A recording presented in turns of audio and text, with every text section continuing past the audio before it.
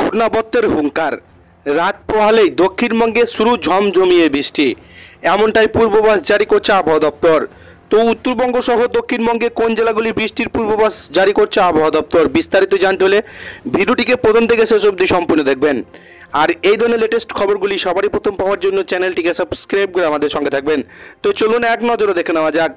দিন দিন বাড়ছে তাপমাত্রা, তীব্র তাপপ্রবাহে জ্বলছে দক্ষিণবঙ্গ।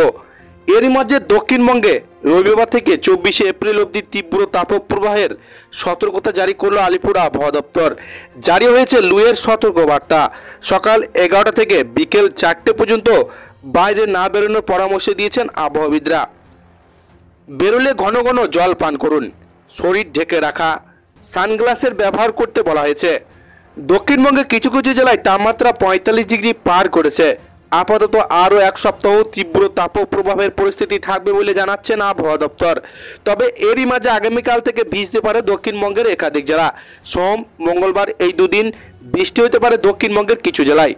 ভারতীয় মৌসুম ভবনের তরফে জানানো হয়েছে উত্তর পূর্ব আসামের উপর একটি ঘূর্ণাবর্ত অবস্থান করছে, যাতে এটি অক্ষরেখা এসে মিশেছে।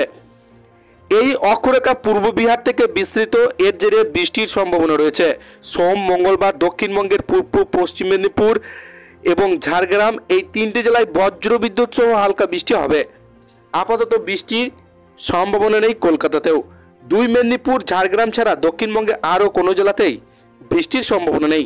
তবে ঘূর্ণাবর্তের জেরে উত্তরবঙ্গে একাধিক জেলায় বৃষ্টি হবে।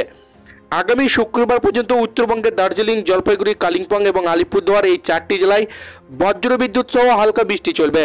সোমবারের পর মঙ্গলবার নাগাদ বৃষ্টি হতে পারে কোচবিহারেও।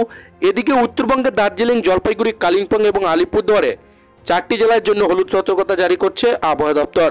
এছাড়া উত্তরবঙ্গে আর কোনো জেলাতেই বৃষ্টি হবে না। তো এই ছিল আজকের লেটেস্ট খবর। ভিডিওটিকে ভালো লাগলে লাইক করবেন, চ্যানেলের মধ্যে নতুন হয়ে থাকলে চ্যানেলটিকে সাবস্ক্রাইব করে আমাদের সঙ্গে থাকবেন।